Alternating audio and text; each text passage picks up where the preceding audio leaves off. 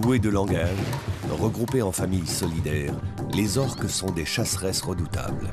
Leur puissance hors norme leur permet de terrasser les plus grosses espèces de l'océan. Elles sèment la terreur sur leur passage. Intelligentes et organisées, elles s'adaptent à tous les milieux. Dans un enfer stérile au bout du monde, elles ont développé d'incroyables techniques de chasse pour survivre. Pourtant, aujourd'hui, leur avenir est menacé. David Reichert, cinéaste animalier, veut percer quelques-uns de leurs secrets. Armé de sa caméra, il va tenter de partager l'intimité des animaux de ces terres désolées pour mieux comprendre les relations qui existent entre prédateurs et proies. Suivez ce guide exceptionnel. Partagez avec lui cette expérience unique. Plongez dans le monde des titans pour une immersion totale au cœur d'un des milieux les plus hostiles de la planète.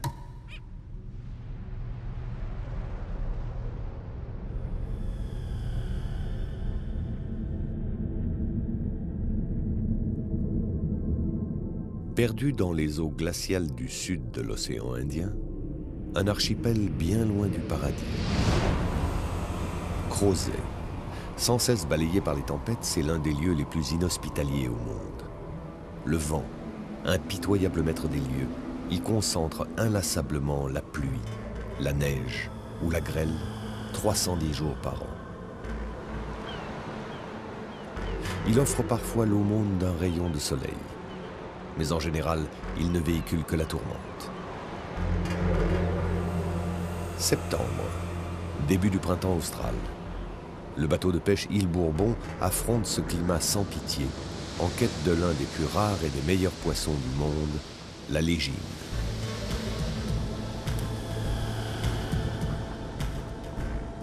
Découvert à la fin du XXe siècle, cet animal est vendu à prix d'or. Très apprécié sur le marché asiatique, il l'est aussi par un prédateur à l'appétit gargantuesque, un dauphin géant de 8 tonnes.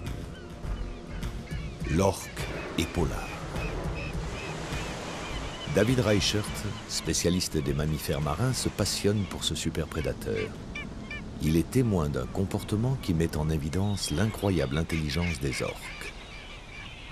Comme les autres poissons qui vivent ici, la légine habite les profondeurs abyssales. Inaccessible aux cétacés, elle ne fait pas partie de leur régime alimentaire. Les orques, opportunistes et curieuses de tout, se sont adaptés à la présence récente des palangriers dans la région. Elles ont découvert la pêche sans effort. Il suffit d'attendre que les lignes remontent le poisson.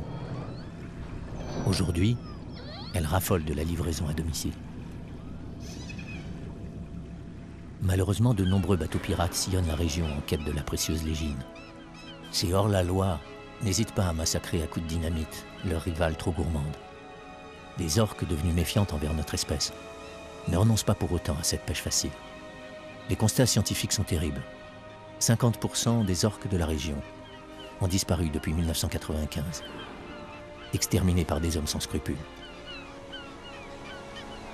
David Reichert a embarqué sur l'île Bourbon, l'un des rares bateaux autorisés dans la zone et l'un des seuls moyens pour rallier les îles Crozet.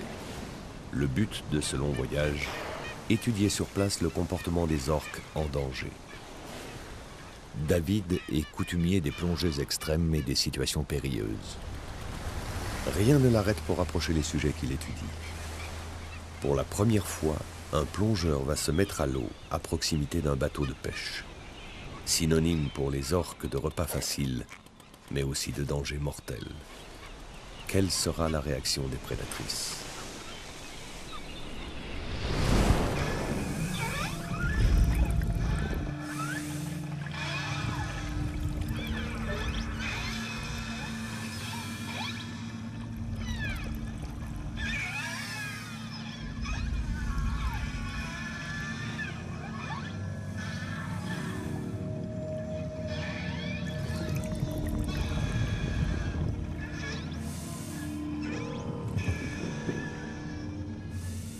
Une jeune femelle approche. Immédiatement, elle est rappelée par sa mère. Chez les orques, l'autorité ne se discute pas.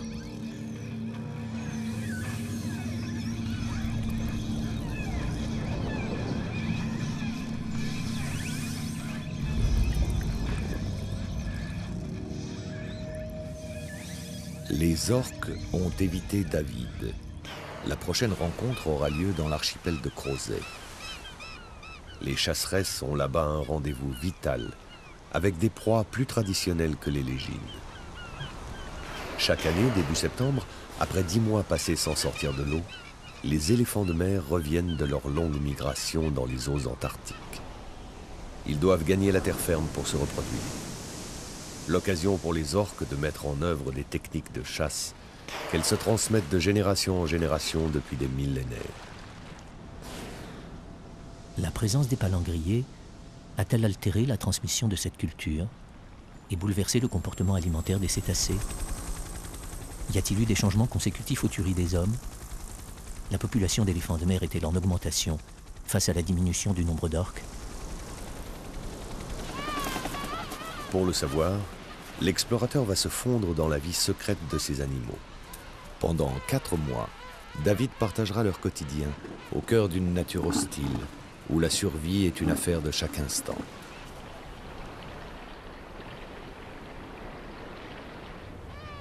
Ici, les animaux ne sont pas chassés par les hommes. Ils ne devraient pas avoir peur de moi. C'est l'endroit idéal pour découvrir leur intimité et comprendre les liens étroits qui unissent prédateurs et proies. J'arrive juste à temps pour le grand rendez-vous.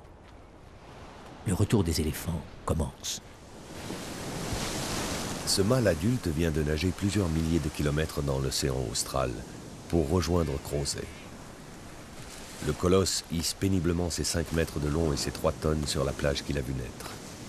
Il est mu par une pulsion irrésistible, le sexe. Une femelle émerge à son tour. Elle va mettre au monde et allaiter le bébé qu'elle a conçu ici même, il y a 1 an. Pour le pachyderme, elle naît de l'écume telle une Aphrodite. C'est un spectacle auquel il ne peut résister. Pour se reproduire, l'éléphant de mer doit rassembler un harem de femelles et devenir pacha. Seul moyen d'y parvenir, se montrer le plus fort, s'imposer à tous les autres mâles. La femelle, 5 à 7 fois moins lourde, doit se soumettre. En guise de parade amoureuse, une démonstration de force et une sérieuse morsure la persuade d'intégrer le futur harem. Ce pacha va devoir protéger son précieux butin de la convoitise des autres prétendants. Un rival jaloux pointe déjà la trompe et évalue ses chances de conquérir un territoire. La place de reproducteur est très convoitée. Sur la plage, il n'y aura qu'un seul pacha. Les conflits sont inévitables.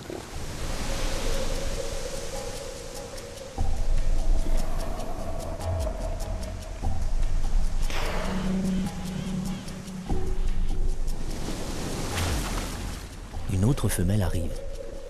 Impressionnée par la concupiscence des mâles, la malheureuse perçoit trop tard les tonnes de muscles qui fondent sur elle.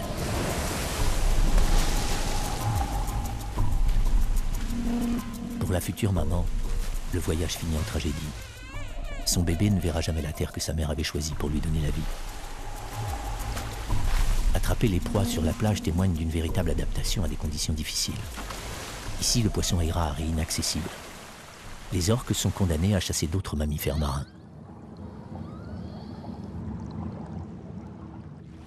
Le clan des cétacés est averti.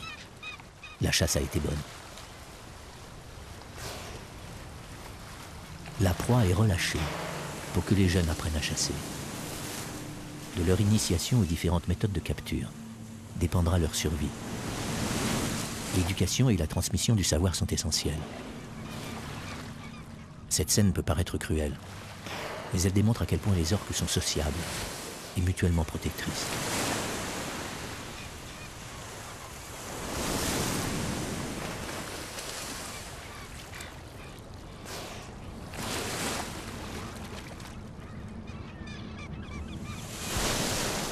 La mise à mort est donnée par une jeune femelle.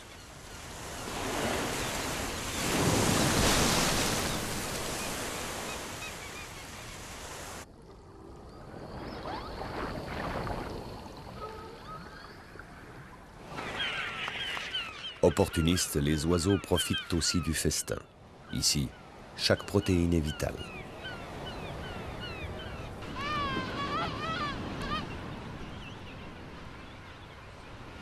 La lourde caisse recèle de quoi permettre à David d'être autonome jusqu'au retour du bateau de pêche, dans 4 mois.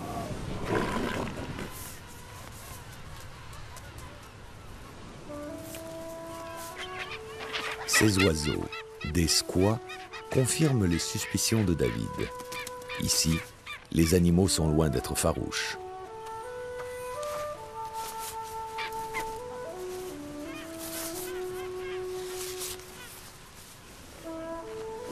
Installé près du harem, le cinéaste se trouve aux premières loges pour étudier les interactions entre orques et éléphants de mer.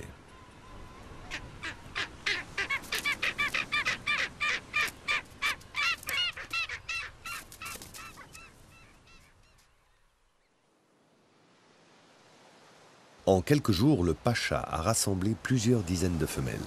Un travail épuisant.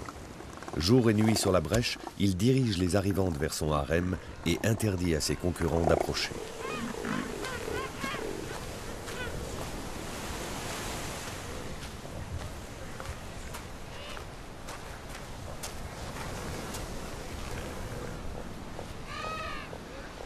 Pour l'heure, c'est le repos du guerrier.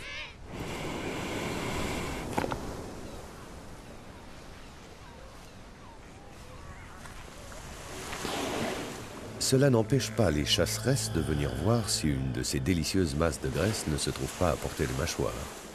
L'épaisse couche de lard des éléphants représente un fabuleux apport d'énergie. En clair, ce sont de véritables mets de luxe. Un mâle, reconnaissable à son aileron triangulaire de près de 2 mètres de haut, est accompagné par 2 femelles. Leur nageoire dorsale est plus petite et courbe.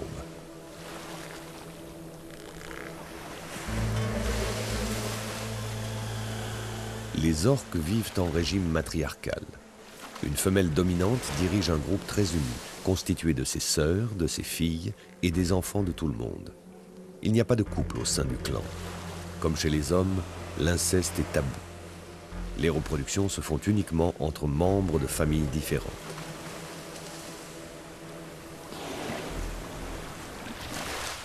La matriarche, très imposante, atteint peut-être 7 mètres de long. On n'a jamais déploré d'attaque d'orques sur l'homme, mais je ne peux m'empêcher de me poser la question. Et si j'étais le premier de mon espèce au menu du jour?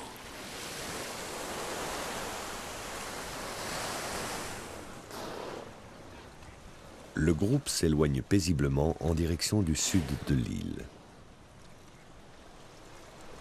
Cette rencontre ravive une scène dans la mémoire du cinéaste. En 1988, sur cette même plage, une jeune orque inexpérimentée s'échoue après avoir essayé de capturer une proie. Heureusement, un groupe de scientifiques se trouve là et l'aide à se remettre à l'eau.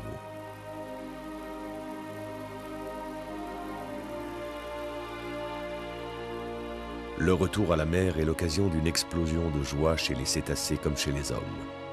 Un drame a été évité. Ces images filmées en amateur ont fait le tour du monde.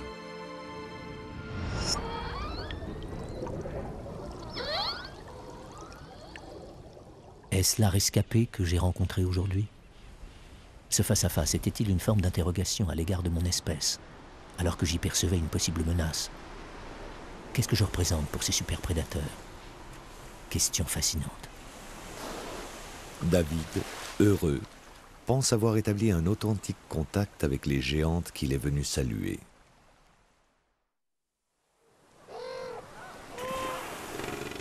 Malgré leur force, les mâles adultes ne sont pas à l'abri d'une attaque des super dauphins. Et celui-ci peut en témoigner. Les éléphants risquent leur vie lorsqu'ils viennent à terre. Au large, en cas de danger, ils peuvent sonder à plus de 1500 mètres, profondeur à laquelle les orques sont incapables de les poursuivre. En revanche, près des hauts fonds, ils deviennent des proies vulnérables.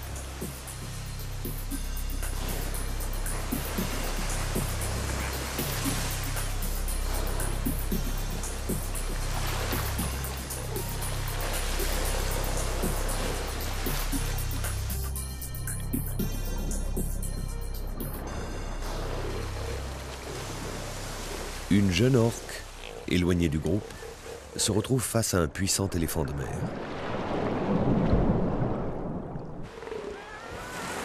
La curiosité l'emporte. Mais le mastodonte ne fuit pas.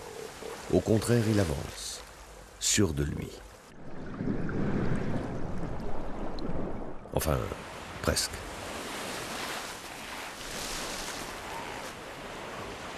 Un éléphant de cette taille est un adversaire dangereux pour une orque seule.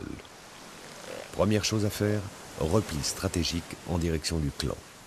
Les orques connaissent aussi un vieil adage. L'union fait la force.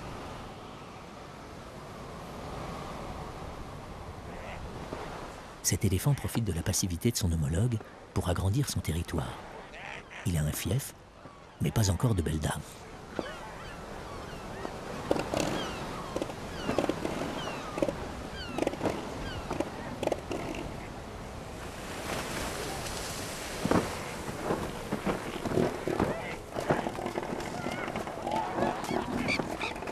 La solitude lui porte sur les nerfs, visiblement.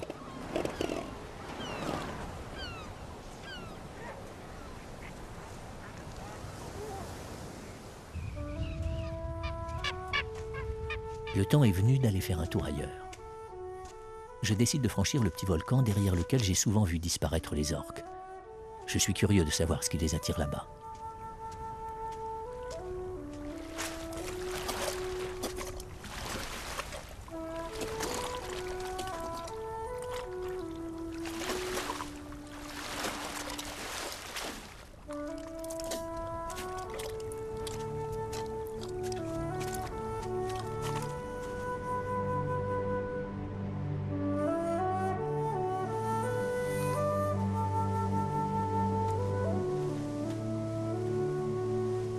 Voilà un parfait endroit pour mes prises de vue. Ici, par temps calme, le fond rocheux me permettra de profiter de la transparence de l'eau. Chose rare ici, avec une mer sans cesse recommencée.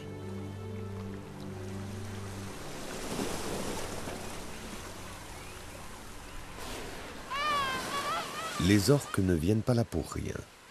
Il n'y a pas que les éléphants de mer dans la ville.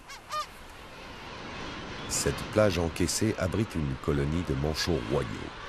Des dizaines de milliers de couples. Aux yeux des superdauphins, un garde-manger généreusement garni toute l'année.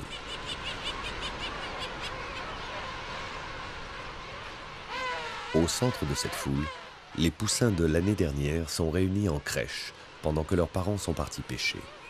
Ils sont couverts d'un duvet doux comme une laine. Ils garderont ce chaud manteau protecteur pendant plus de 9 mois. Tant qu'ils n'ont pas leurs plumes, et leurs muscles d'adultes pour affronter la mer, ils doivent patienter et attendre la béquée.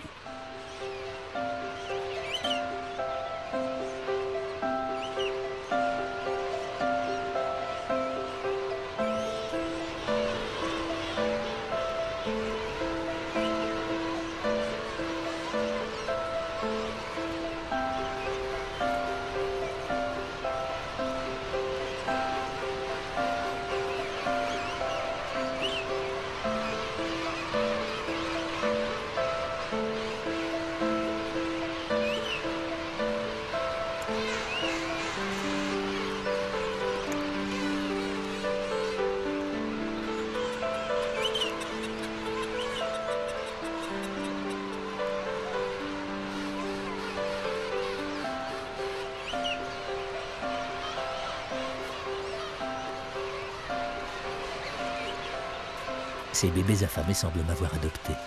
L'appel du ventre peut-être.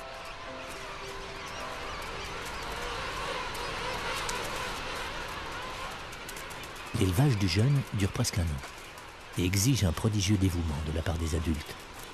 Contre vents et tempêtes, père et mère enchaînent des voyages d'une dizaine de jours aller-retour. La zone riche en nourriture se trouve à des centaines de kilomètres de là, parfois à près de 1000. Pour trouver crustacés, mollusques et petits poissons, ils plongent s'il le faut par 500 mètres de fond. Le jabot garni, ils regagnent l'île et retrouvent leur unique rejeton parmi des milliers d'autres, en l'identifiant à son cri. Les manchots partent à la pêche en groupe. Ainsi, en cas de danger, ils multiplient leurs chances de survie.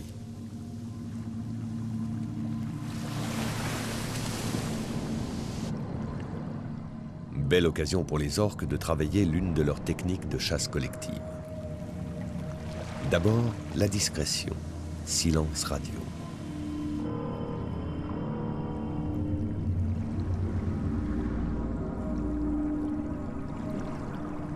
tous les membres du clan connaissent leur place dans la patrouille. Juste avant l'attaque, chacun précise aux autres sa position, par des clics d'écholocation.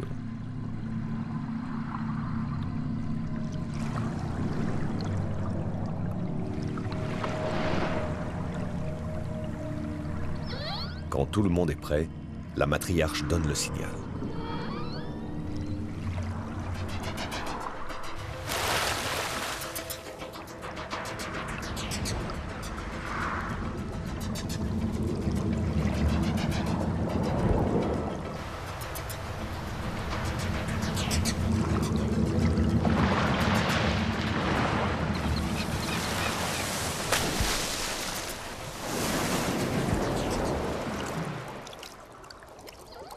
Les manchots sont agiles et rapides.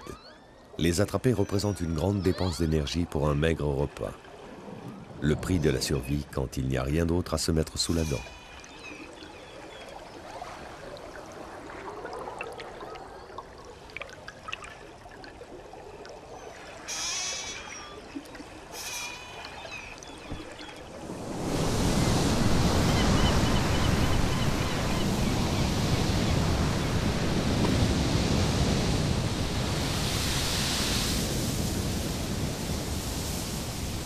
Le barrage des orques franchi.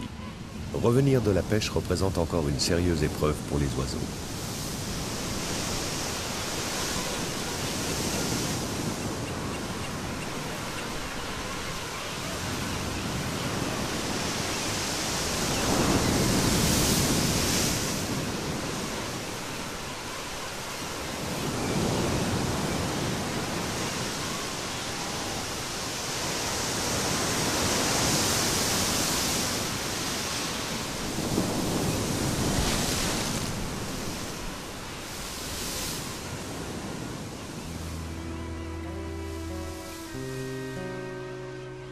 Après tous ces exploits, le poussin affamé peut enfin ouvrir un large bec.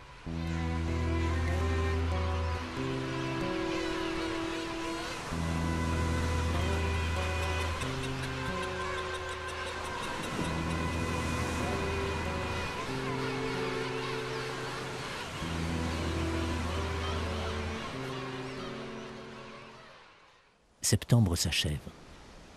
Le pacha a rassemblé plus d'une centaine de femelles. Un record probablement lié à la diminution des effectifs d'orques. Pourtant, les chasseresses ne relâchent pas la pression. Et pour cause, peu après son arrivée, chaque femelle va mettre au monde un petit, de la chair tendre en perspective.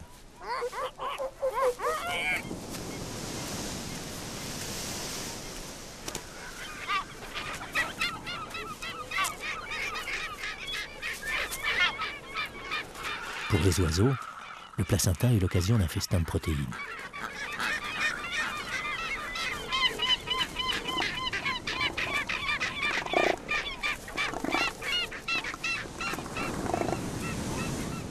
Les premiers cris qu'échangent la mère et le jeune sont décisifs.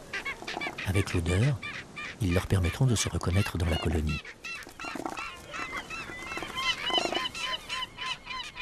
Les yeux à peine ouverts, bébé éléphanteau tète le lait le plus riche du monde. 10 fois plus de graisse et de calories que dans le lait de vache.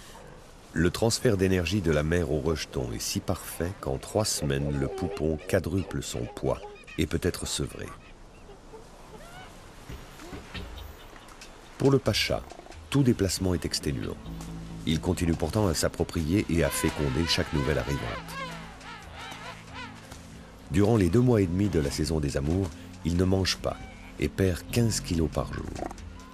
Cette vitalité n'est possible que grâce aux réserves de graisse accumulées au cours des 10 mois passés à engloutir poissons de fond et calamars. Mais l'animal n'est pas au bout de ses peines. Le harem est cerné par les prétendants. La présence de toutes ces femelles stimule leur libido et nombre de ces célibataires essayent de perpétuer leur patrimoine génétique en catimini. Le pacha menace. Ces protestations sont amplifiées par une trompe démesurée, véritable organe de résonance. Preuve de virilité. Plus l'appendice nasal est grand, plus le son émis est puissant.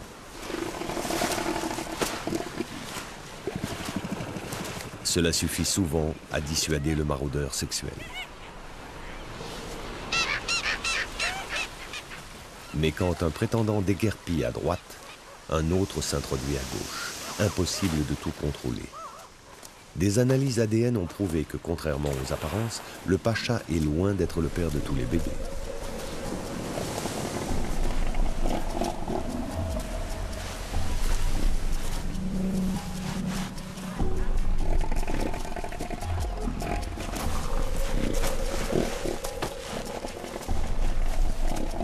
Ces excessives décharges d'hormones peuvent dégénérer en sévères conflits.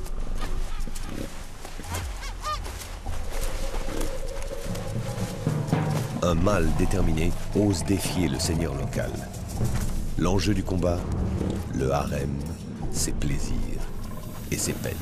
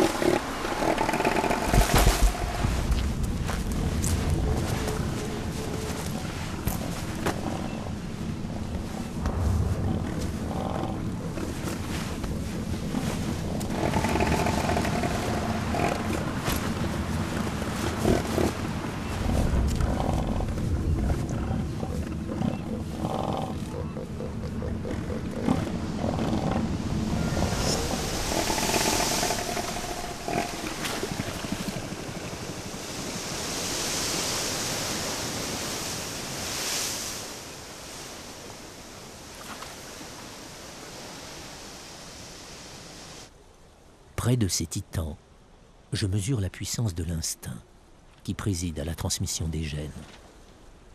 J'y vois le symbole de la résistance aux conditions extrêmes du milieu, l'image même de la lutte pour la vie. Je veux connaître avec les orques une expérience d'une intensité comparable. Je vais retourner à cet endroit où l'eau transparente me permettra de les admirer.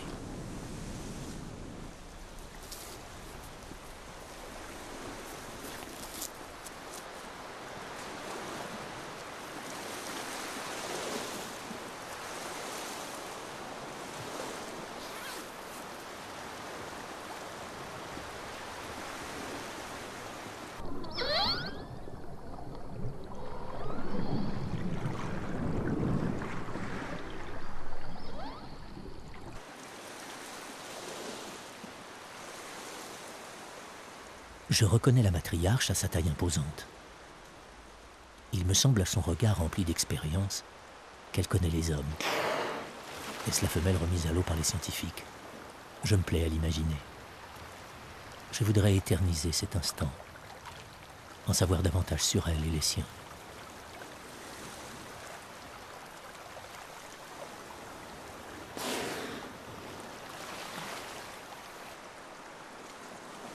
Une fois encore, la rencontre est furtive. Le peuple des hommes et celui de la mer n'ont guère d'occasion d'engager le dialogue.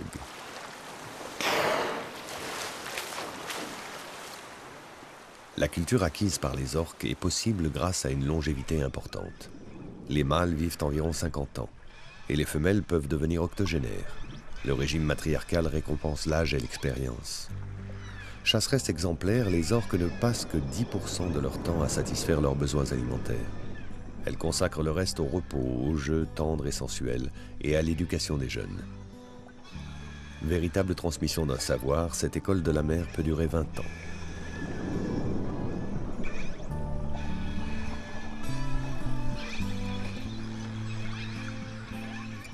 L'harmonie du groupe est sans cesse entretenue.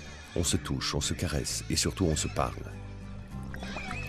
Les scientifiques ont montré que les orques d'un même bassin océanique possèdent un langage commun. Plus incroyable encore, au sein de chaque clan, il existe même un dialecte.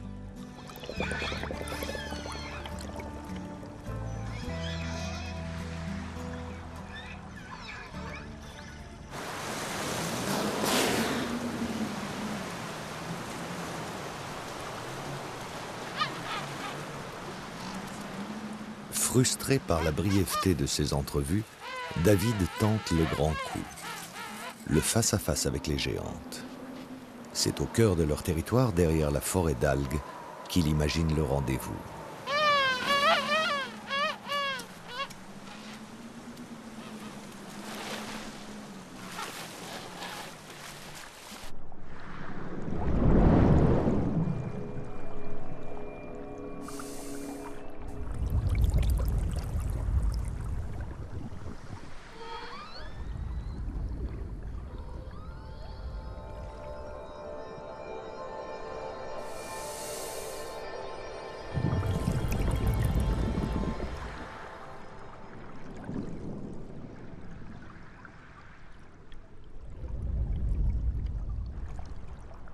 Les orques ne pénètrent jamais dans ces forêts impressionnantes de Macrocystis. Les tiges très solides de ces algues filiformes, pouvant mesurer plus de 50 mètres, seraient un piège mortel.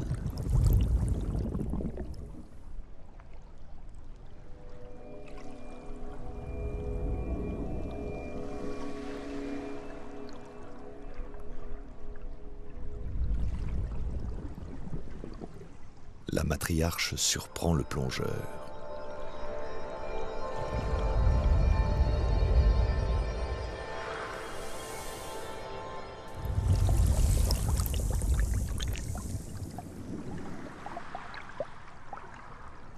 Elle émet des cliquetis rapides.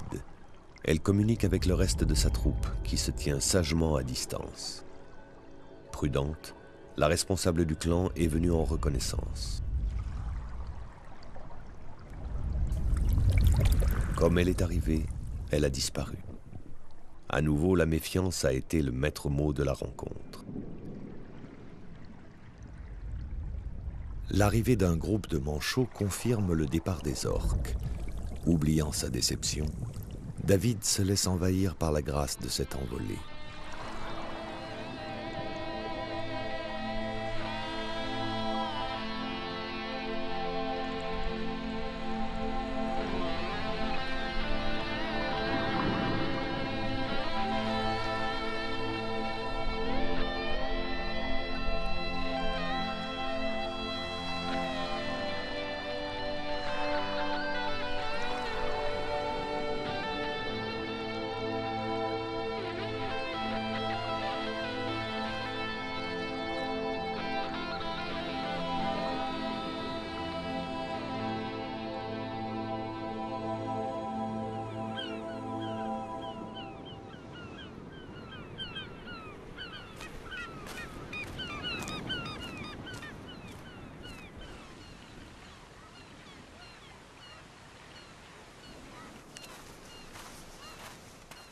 Tiens, on dirait que j'ai un invité surprise ce soir.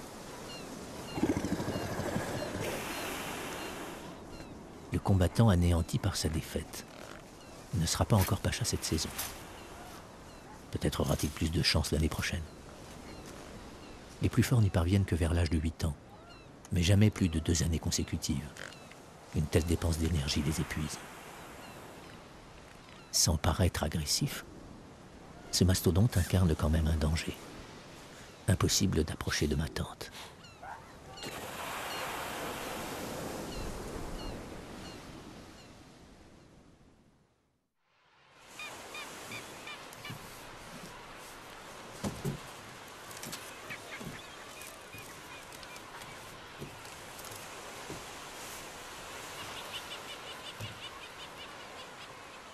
Aujourd'hui, le temps est superbe, un événement. Un brin de toilette finira par me faire oublier ma nuit blanche.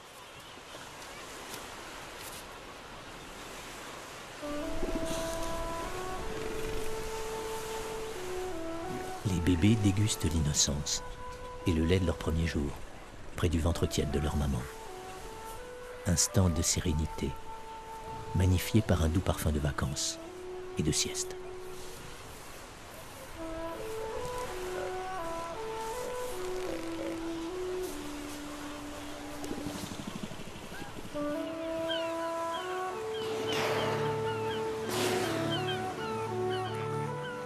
Les orques profitent elles aussi du calme pour dormir. Mais leur sommeil a une particularité. Pour ne pas se noyer en sombrant dans l'inconscience, l'animal bénéficie d'une extraordinaire adaptation physiologique. Il ne repose qu'un hémisphère cérébral à la fois. Littéralement, il ne dort que d'un œil.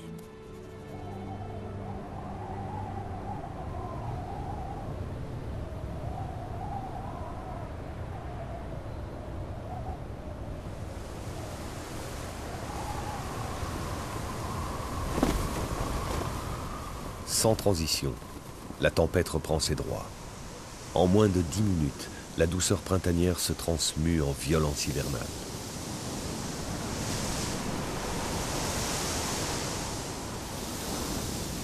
La mer, elle aussi, se fâche. Prudentes, les orques s'éloignent du rivage.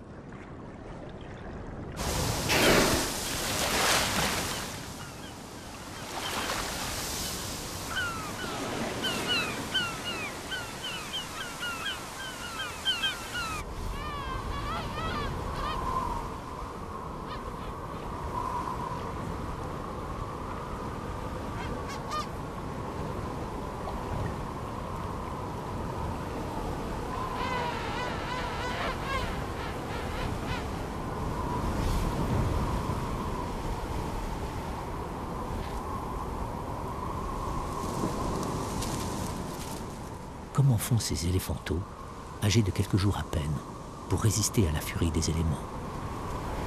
Passant outre les rafales démentielles, un petit tête comme si de rien n'était.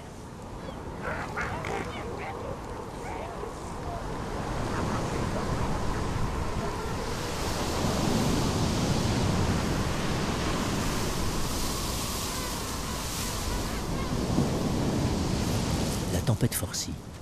Se mettre à l'abri devient impératif.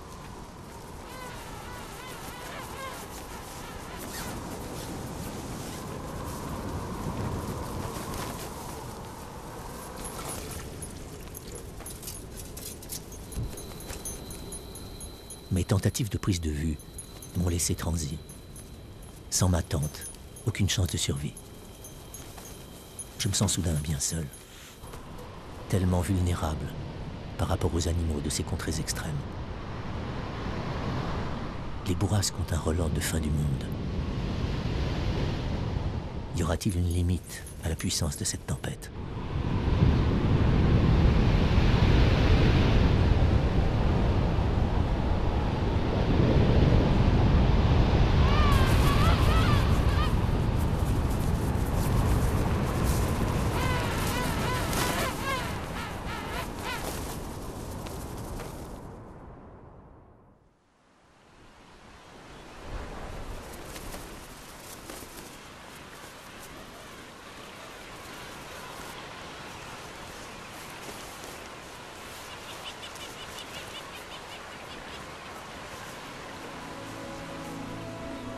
J'ai vécu une nuit de cauchemar, terrorisé à l'idée que mon abri allait être emporté par la tourmente.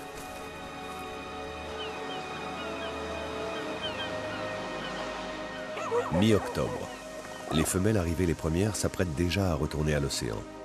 Elles ont allaité leur bébé durant 3 semaines et fait tout ce qu'elles pouvaient pour lui. Fécondées par le pacha, elles reviendront dans 1 an donner le jour à une autre petite boule de poil. Cette éléphante est sur le point de partir. Son bébé n'est pas encore sevré et veut la suivre. Elle l'en dissuade avec autorité.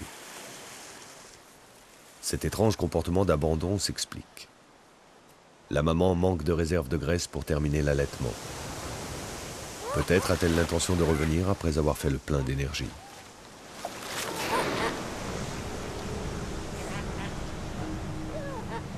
Fatiguée, elle entre dans l'eau sans discrétion. Erreur fatale.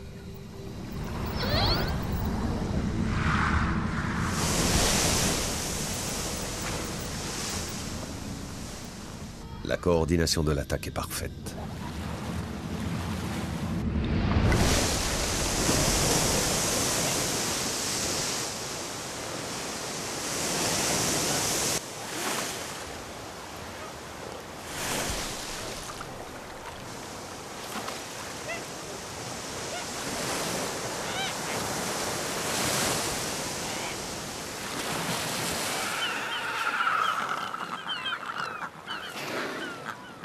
Arrive le moment du partage. Chez les orques, la solidarité est une vertu cardinale.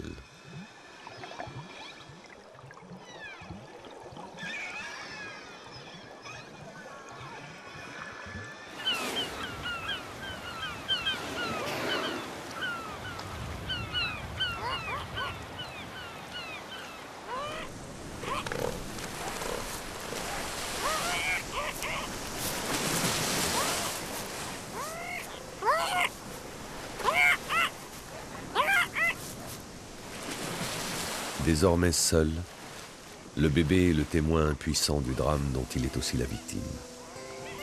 À la différence des manchots nourris par leurs 2 parents, les éléphanteaux ne peuvent compter que sur leur mère pour survivre. Celui-ci n'a pas tiré le bon numéro à la grande loterie de la vie des mers australes.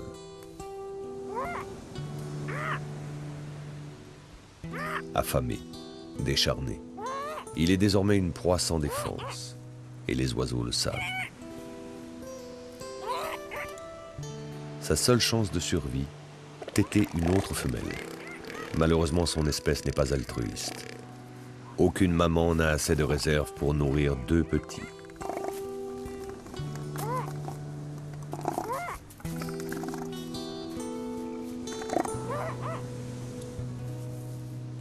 L'orphelin quémande en vain. Les autres jeunes le dénoncent à leur mère protectrice. La sanction est immédiate.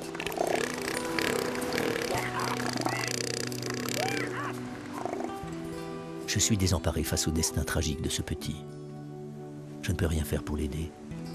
Impossible de remplacer sa mère. Cruellement mordu, rejeté de tous, il est rattrapé par la terrible loi de la sélection naturelle. Jamais il ne connaîtra le goût du poisson du large. Jamais il ne deviendra pacha pour laisser une descendance sur cette île du bout du monde.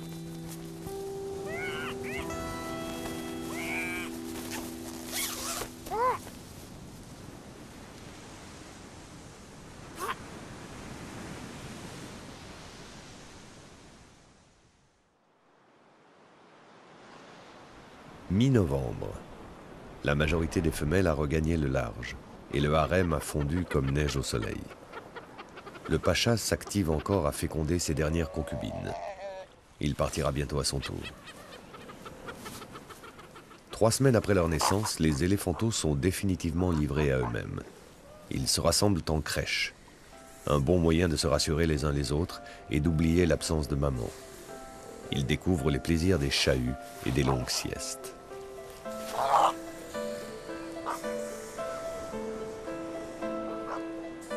Ils ont mué. Noir à la naissance, leur fourrure est devenue gris clair. Mais le changement de costume provoque d'insupportables démangeaisons qu'il faut calmer d'une manière ou d'une autre. Les jeunes, comme les adultes, adorent se gratter. David le sait, et il ne résiste pas à la tentation d'exploiter ce péché mignon.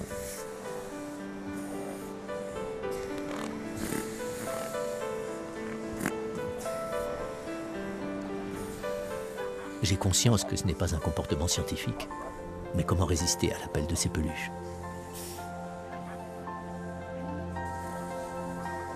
Oh, il me semble que j'ai une excuse.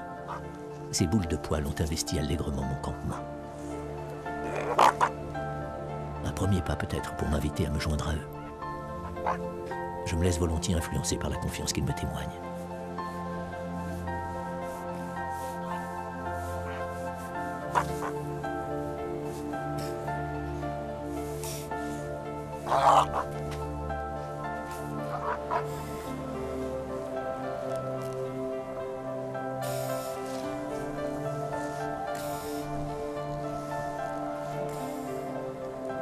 Ces échanges sont le signe d'une véritable acceptation, un imprévisible cadeau.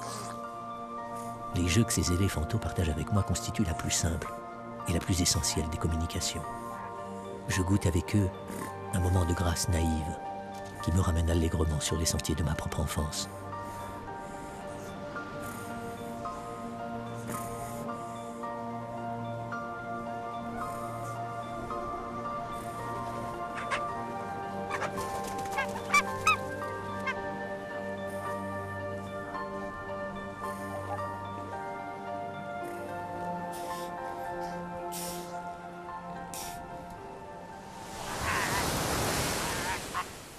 Décembre.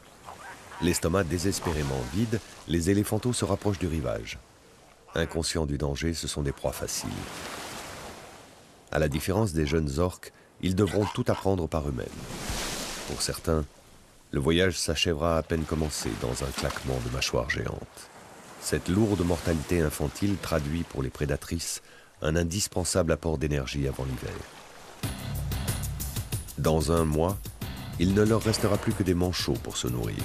Et peut-être, au péril de leur vie, les poissons tirés des abysses par l'un de ces dangereux bateaux de pêche.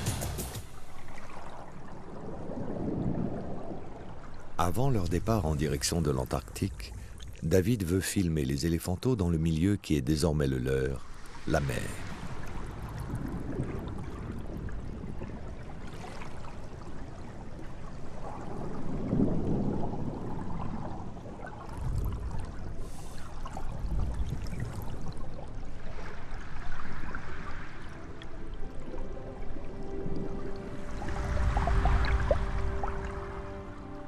Je le cherchais et c'est lui qui m'a trouvé.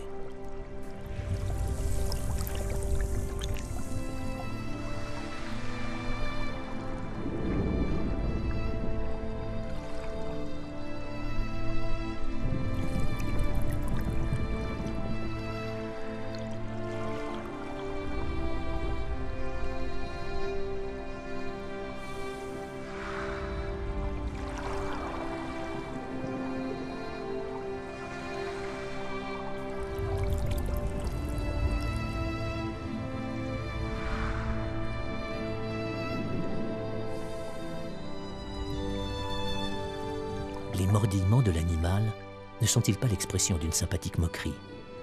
Comme pour me dire, est-ce que tu as besoin de ce déguisement ridicule pour venir dans mon univers?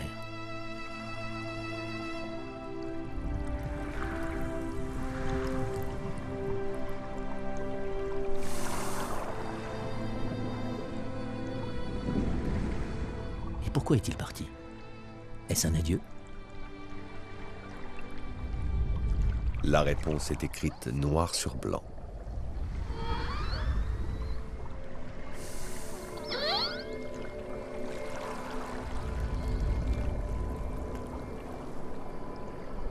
La matriarche est-elle à la poursuite de l'éléphanteau? Pour la première fois, le mâle s'approche de moi. 8 mètres de long, plus de 8 tonnes. Aussi impressionnant qu'un TGV.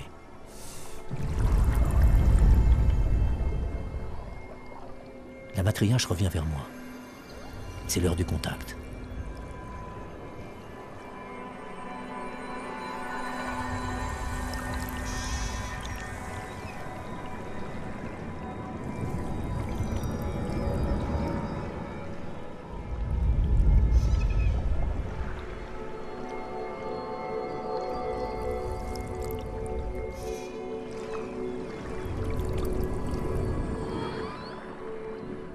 Grâce à leur sonar perfectionné, les orques m'échographient de la tête aux pieds. Je suis mis à nu. Comme un nouveau-né, je suis vulnérable. Les chasseresses le savent, et je m'abandonne à ce que je pense pouvoir nommer leur sagesse. Un échange s'instaure, fait d'un intense je ne sais quoi. Dans cette gueule ouverte, je vois un début de communication. Nous avons exorcisé nos craintes mutuelles.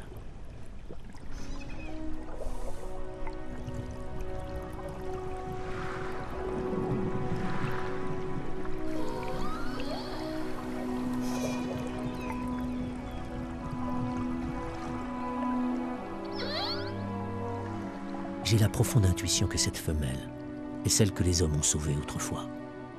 Devenue chef de clan, elle a voulu en savoir plus sur moi avant d'exposer son groupe à un danger potentiel. Aujourd'hui, elle a compris que je viens en paix.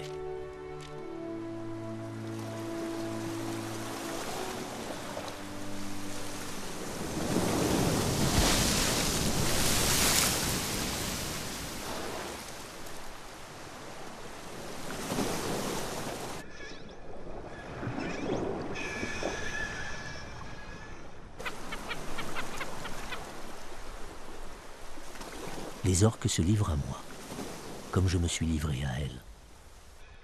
Ultime reconnaissance envers l'espèce humaine pour avoir sauvé l'une d'entre elles. Aucun mot ne saurait peindre l'émotion que je ressens dans ce moment de sublime partage. Cet élan d'affection dépasse mes rêves les plus fous.